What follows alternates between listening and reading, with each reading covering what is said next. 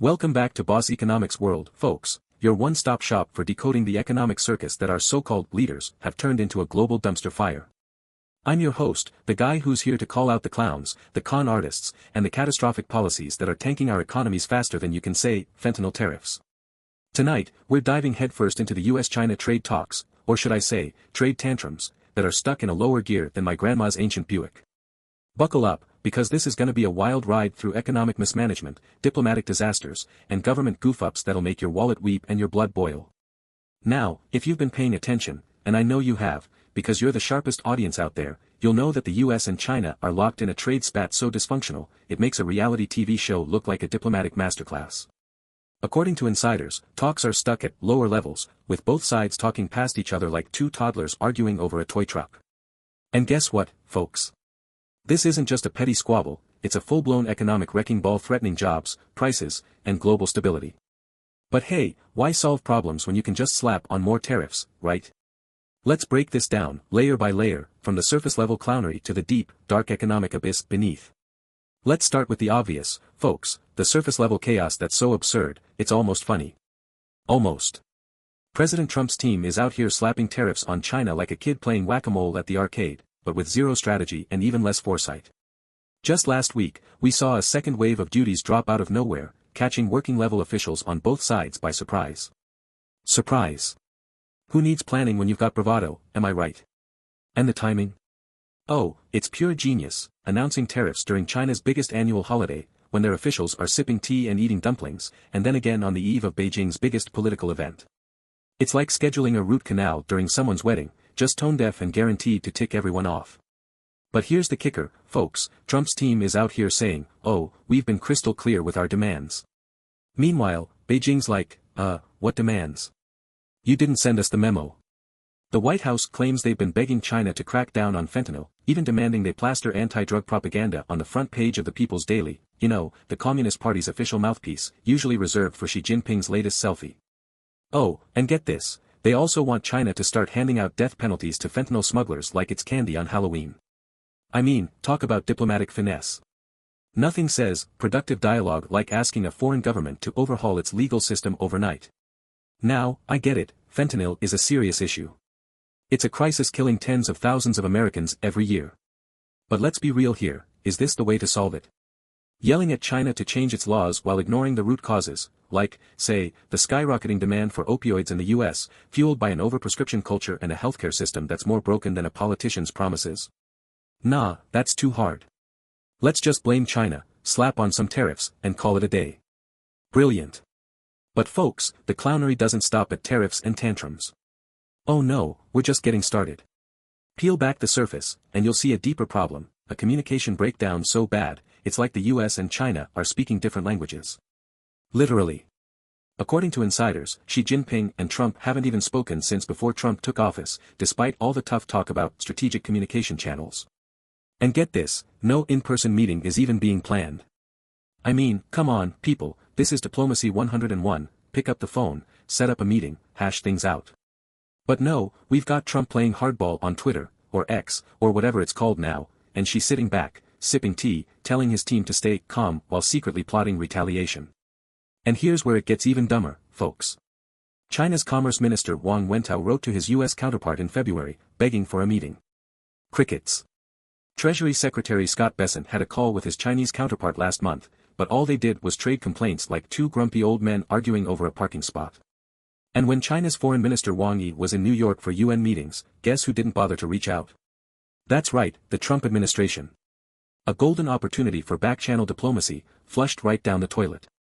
Is this how you negotiate the fate of the global economy? By ignoring the other side and hoping they'll just magically agree to your demands? It's economic malpractice, folks, plain and simple. Now, here's the real kicker, experts like Wu Xinhua, an advisor to Beijing's foreign ministry, are saying the Trump team doesn't even know what it wants from China. No coherent policy, no clear goals, just a bunch of bluster and tariffs thrown at the wall to see what sticks. And Beijing? They're getting fed up. Xi's patience is wearing thin, and you can bet your bottom dollar, or yuan, that retaliation is coming. Targeted levies on soybeans, anyone?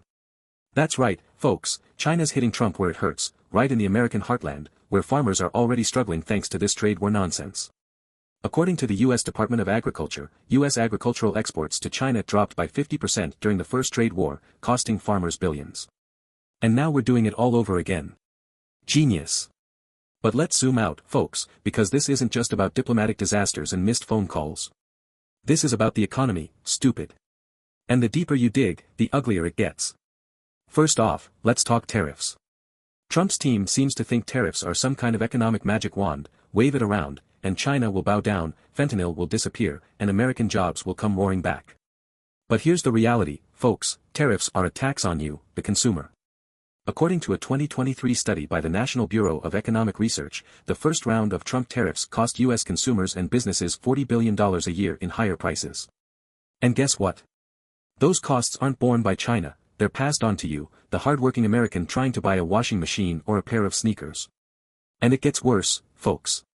Tariffs don't just raise prices, they kill jobs. The Federal Reserve estimated that the first trade war cost the U.S. 142,000 jobs in manufacturing, yep, the very sector Trump claims he's protecting.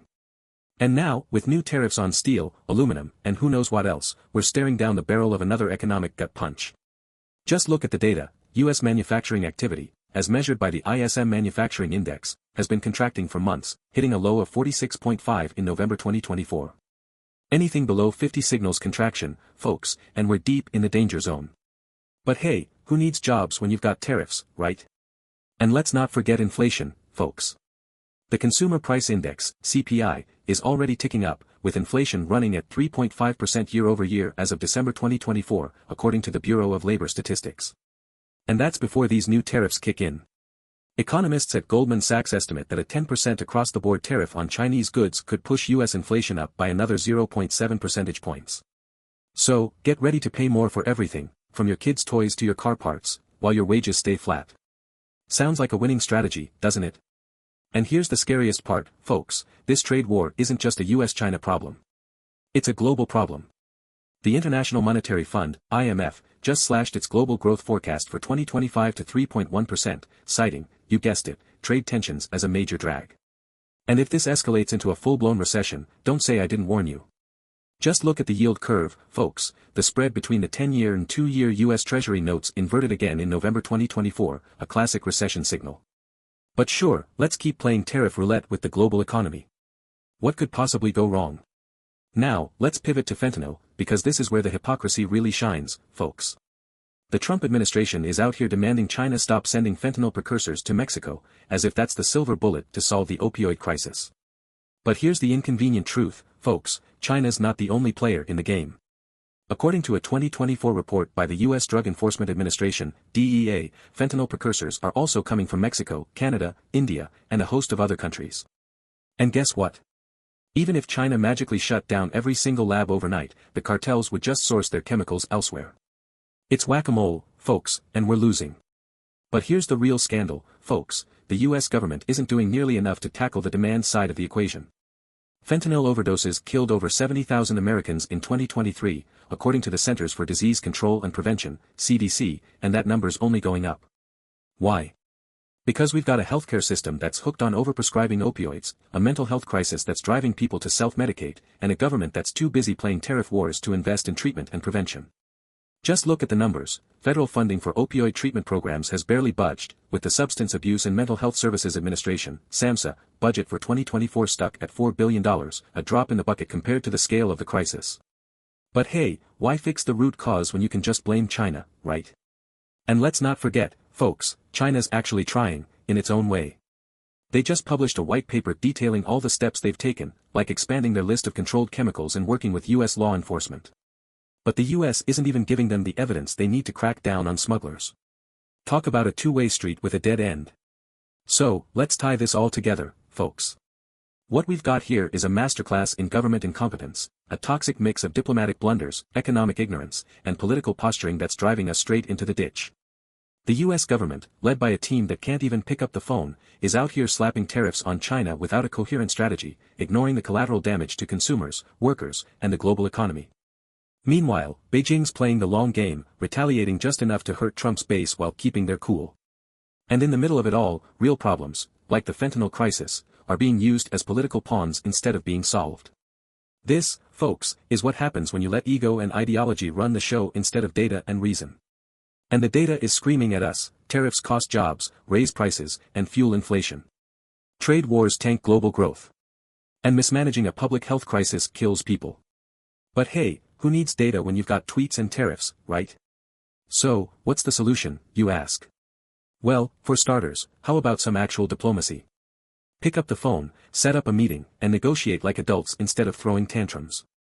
How about tackling the fentanyl crisis holistically, by cracking down on supply and demand, instead of just pointing fingers at China? And how about ditching the tariff obsession and focusing on policies that actually create jobs, like investing in infrastructure, education, and innovation? Just a thought, folks, but I guess that's too much to ask from a government that's more interested in headlines than results. Well, folks, there you have it, another episode of Boss Economics World, where we expose the economic disasters that our so-called leaders are cooking up in their ivory towers.